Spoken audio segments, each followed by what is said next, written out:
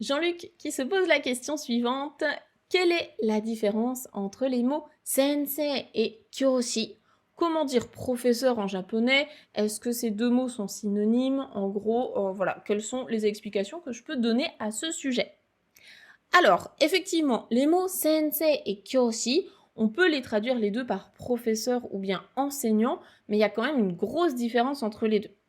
Déjà, le mot sensei, c'est probablement le mot que vous allez entendre le plus rapidement et le plus souvent, notamment quand on est débutant en japonais. Je pense que c'est un mot que vous avez appris très rapidement. En tout cas, dans la formation Objectif Japon, on le voit dès le début. Comme ça, vous pouvez vous adresser à moi en utilisant ce terme-là.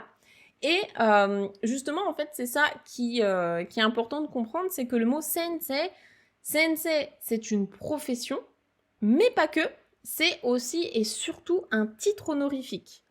Donc, sensei, vous allez pouvoir l'utiliser vis-à-vis de vos enseignants, donc à l'école ou même en dehors de l'école, hein, comme moi, je ne suis pas dans une école à proprement dite, je suis formatrice, mais du coup, vous pouvez m'appeler sensei parce que je vous enseigne des choses.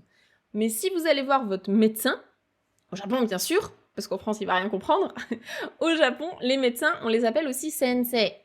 Donc eux, ils enseignent pas, ils sont là pour vous soigner normalement, mais c'est un titre honorifique en fait de se placer comme étant un peu un novice vis-à-vis eh bien, du médecin qui lui sait des choses que nous on sait pas. Donc en gros c'est un peu l'équivalent de docteur, quand nous on appelle notre médecin docteur. Vous pouvez l'utiliser pour les médecins.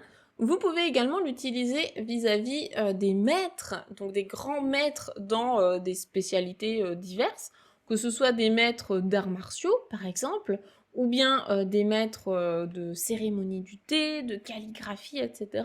Tout ça, ce sont aussi des sensei. Et donc vous en connaissez moins qu'eux, ils vous transmettent leur savoir, donc vous pouvez les appeler sensei, ces gens-là. Maintenant, kyoshi, qu'est-ce qu'il vient faire là-dedans, ce petit mot? Eh bien, kyoshi, là, ça désigne uniquement le métier d'enseignant. Kyoshi, c'est un enseignant.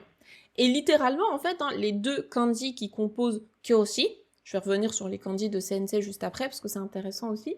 Les kanji de kyoshi, c'est littéralement le kyo, c'est l'enseignement, c'est le verbe oshieru, enseigner, et le shi, c'est justement un mentor, un enseignant. Donc c'est un mentor qui enseigne, ou un enseignant qui enseigne. Donc c'est vraiment un enseignant.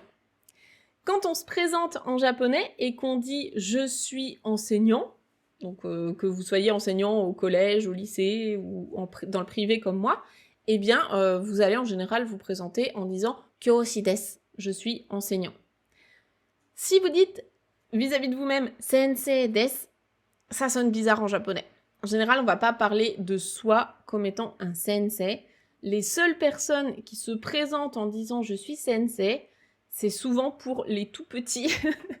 Donc, par exemple, au jardin d'enfants, ou bien vraiment les tout petits enfants, quand on dit « moi, je suis... je pense qu'en français, on dirait je suis madame ».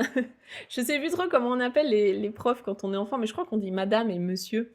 Donc, en tout cas, quand on se présente vis-à-vis d'enfants, eux, en fait, ils doivent savoir comment on doit appeler cette personne.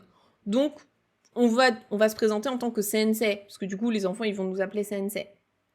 Donc voilà, ne vous présentez pas en tant que sensei, dites plutôt kyoshi, ça fait aussi un peu moins bébé, on va dire, en japonais.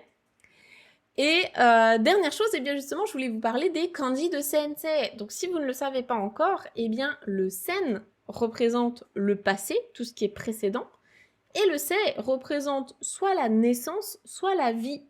Donc le sensei, il peut vous transmettre son savoir parce que il a vécu avant vous, ou bien il est né avant vous. Je préfère la version il a vécu des choses avant vous pour vous les transmettre, parce que typiquement, moi j'ai plein d'élèves qui sont plus âgés que moi, donc c'est pas parce que je suis née avant eux que je peux leur enseigner des choses, c'est tout simplement parce que j'ai vécu des choses qui font que eh bien, je peux les enseigner maintenant. Donc voilà, encore une fois, on voit que les kanji nous sont d'un gros secours pour comprendre la différence entre deux mots de vocabulaire. J'espère, dans tous les cas, que eh bien, ça vous sera utile et que vous ne confondrez pas ces deux termes. Donc pour résumer, un kyoshi est un sensei n'est pas toujours un kyoshi. Donc faites bien attention à ça et puis employez le terme qu'il faut.